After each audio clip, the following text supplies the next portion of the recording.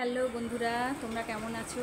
আশা করি খুবই ভালো আছো। দেখো, আমরা আমার এই ছোটো মেয়েকে আর বড় মেয়েকে নিয়ে তোমাদের দাদা এই যে সঙ্গে আমরা কোথায় এসেছি দেখো, পাগল বাবার ধামে। এটা হচ্ছে দক্ষিণ চব্বিশ পরগনার রায়পুর জেলা। এইখান থেকেই আমরা দীক্ষা নিয়েছি। এই যে পাগল বাবার আশ্রম, আর আমাদের পাগল বাবা বসে আছেন, ওনার গুরু শিষ্য সবই এখানটায়। আর আমরা রাধা গোবিন্দ রয়েছে পাশেই। এই যে আমাদের রাধা গোবিন্দ রয়েছে।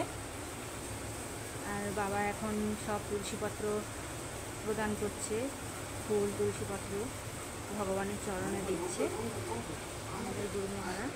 এই হচ্ছে আমাদের আশ্রম চত্বর। এই যে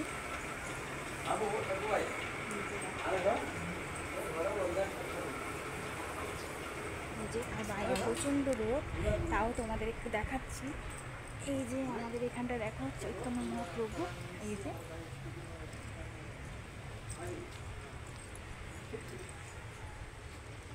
যে দেখো,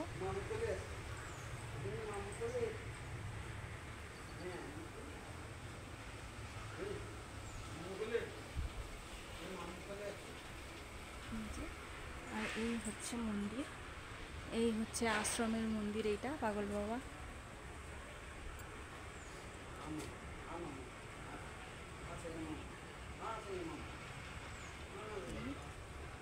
আর ওই যে ওইদিকে ওই যে ঘরটা, ওইটা হচ্ছে পাগল বাবার রান্নাশালা, ওখানটায় রান্না হয়।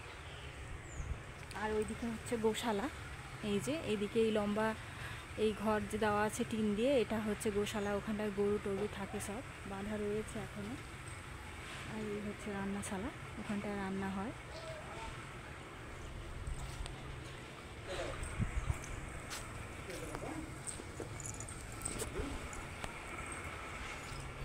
এইখান থেকে এই যে লুকটা দেখো, এই লুকটা দেখো তোমরা কেমন লাগছে, তোমাদেরকে একটু কমেন্টে জানাও।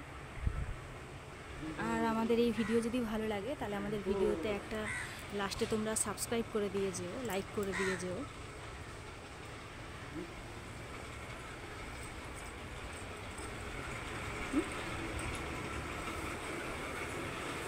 আমাদের দুঃখীকে দেখে না। হাই ফ্রেন্ডস, হাই ফ্রেন্ডস, দেখো শোনা, হাই ফ্রেন্ডস বলে দাও। এই তো এখানে এই তো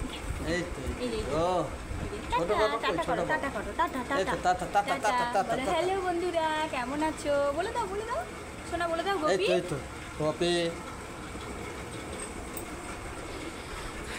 আর এই যে আমাদের এই পাগল বাবা, আর পাগল বাবার এই পাশে এইদিকে এই যে খাট বিছানা রয়েছে।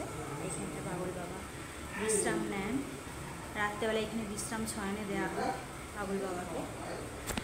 আর ওইদিকে তো তোমাদের দেখালাম রাধা গোবিন্দ মন্দির। আর রাধা গোবিন্দ মন্দিরে ওনারও পাশে খাট রয়েছে।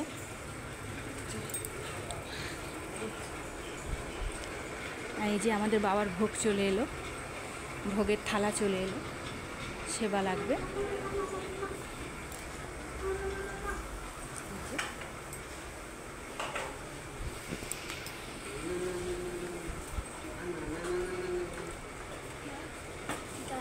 বড় বড় আম দিয়েছে।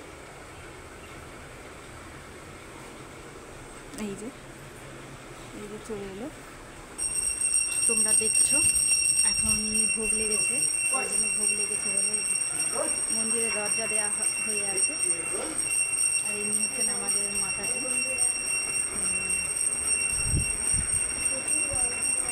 প্রচণ্ড রোদ বাইরে, প্রচণ্ড গরম।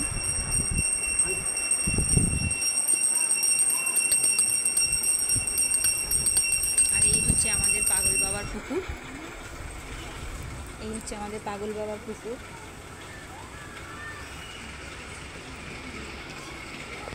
ঠিক আছে বন্ধুরা, তো এখানে আমার অনেকটাই ভিডিও করা হয়ে গেছে।